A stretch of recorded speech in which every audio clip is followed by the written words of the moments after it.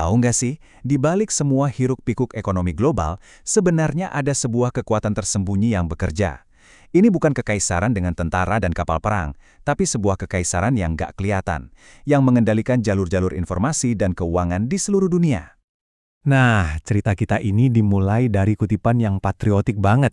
Ini datang dari Meng Wanzhou, CEO raksasa teknologi Tiongkok Huawei, nggak lama setelah dia terjebak dalam sebuah drama internasional yang menempatkan dia tepat di tengah-tengah konflik kekuatan global. Jadi, apa yang terjadi? Bayangin aja, seorang eksekutif puncak dari salah satu perusahaan paling penting di Tiongkok ditahan di negara ketiga. Bukan karena kejahatan di sana loh, tapi atas perintah dari Amerika Serikat. Kejadian ini benar-benar mengguncang dunia. Ini kan jadi pertanyaan besar ya, gimana ceritanya hukum Amerika bisa loncat melintasi perbatasan buat nangkap eksekutif Tiongkok di Kanada gara-gara urusan bisnis sama Iran? Jawabannya itu bukan soal kekuatan militer, tapi ada di jaringan tersembunyi yang jadi fondasi ekonomi global kita. Oke, untuk bisa paham semua ini, kita perlu kenalan sama konsep yang namanya kekaisaran bawah tanah. Inilah kunci buat mecahin misteri penangkapan Meng Wanzhou dan buat ngerti gimana kekuatan Amerika bekerja di abad ke-21. Jadi, apa sih kekaisaran bawah tanah ini? Lupakan deh soal wilayah fisik. Ini tuh soal kontrol atas pembuluh darah ekonomi modern kita. Kabel data yang membentang di bawah laut, sistem pembayaran yang kita pakai tiap hari, dan rantai pasokan teknologi. Kalau dulu, kekaisaran kayak Romawi itu dibangun pakai jalan dan tentara. Kelihatan banget. Nah, kekaisaran modern Amerika ini dibangun di atas kabel dan kode komputer. Kekuatannya mungkin nggak kelihatan langsung, tapi bisa jadi jauh lebih efektif. Dan yang menarik, ini semua bukan hasil konspirasi pemerintah. Jaringan-jaringan ini dibangun oleh perusahaan-perusahaan swasta yang murni cari untung. Tapi seiring berjalannya waktu, semua jalan itu ternyata mengarah ke satu titik pusat, Amerika Serikat. Terus gimana cara kerja kekaisaran ini? Kekuatannya itu bertumpu pada 3 pilar utama, atau bisa kita sebut 3 titik pencekik yang strategis banget. 3 pilar itu adalah informasi, keuangan, dan produksi.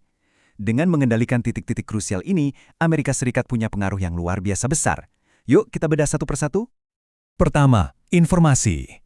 Percaya atau enggak, karena sejarah dan letak geografis internet, sebagian besar lalu lintas data dunia itu secara fisik lewat wilayah AS, seringkali lewat pusat data raksasa kayak yang ada di Ashburn, Virginia. Ini ya jelas menciptakan titik pusat yang sempurna buat pengawasan. Cara berpikir strategis mereka kelihatan jelas banget dari kutipan mantan kepala NSA, Michael Hayden ini. Intinya gini, kalau semua data lewat halaman belakang rumahmu, ya masa kamu nggak bakal ngintip? Itulah realitas dari kekuatan informasi. Pilar kedua adalah keuangan. Dolar AS itu kan rajanya mata uang dunia. Nah, hampir setiap transaksi internasional yang pakai dolar, dimanapun itu terjadi, wajib mampir dulu untuk diproses lewat bank koresponden di Amerika Serikat. Biar gampang, begini cara kerjanya. Bayangin sebuah transaksi antara perusahaan Prancis sama Iran. Bayarnya pakai dolar. Nah, karena pakainya dolar, pembayaran itu harus lewat dulu ke bank di AS. Disinilah Departemen Keuangan AS bisa datang dan pencet tombol stop, langsung blokir perdagangannya. Dan ini bukan cuma teori loh.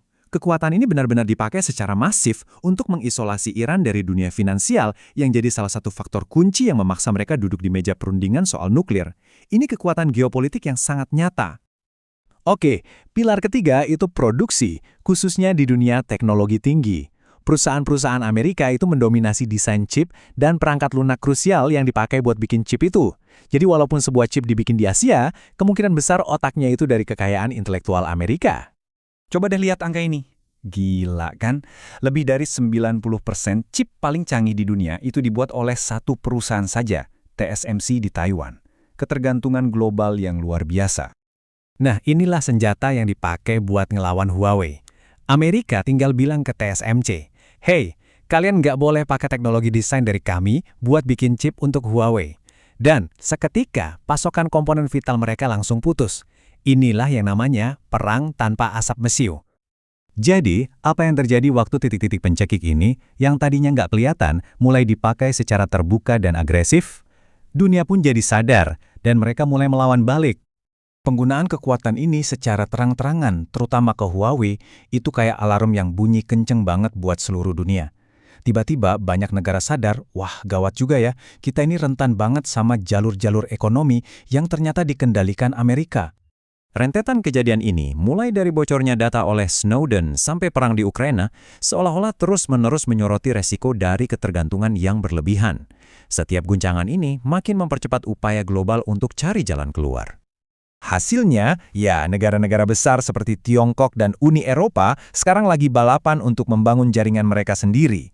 Mereka bukan cuma mau lepas dari cengkeraman, tapi juga mau menciptakan ketergantungan terbalik, di mana dunia juga jadi bergantung sama mereka. Nah, ini membawa kita ke sebuah medan perang yang sama sekali baru. Sebuah pergeseran fundamental dalam persaingan kekuatan global. Medan perang geopolitik modern itu udah bergeser. Pertarungannya bukan lagi soal siapa yang menguasai daratan atau lautan, tapi soal siapa yang mengendalikan aliran data, uang, dan teknologi. Hal ini ninggalin kita dengan satu pertanyaan besar. Apakah persenjataan jaringan ini bakal menyeret dunia ke dalam perpecahan yang makin berbahaya? Atau jangan-jangan kekuatan yang sama ini, kemampuan untuk membentuk perilaku global, bisa kita gunakan untuk kebaikan bersama, misalnya untuk memerangi perubahan iklim? Masa depan dari kekuasaan tak terlihat ini, ya masih belum tertulis.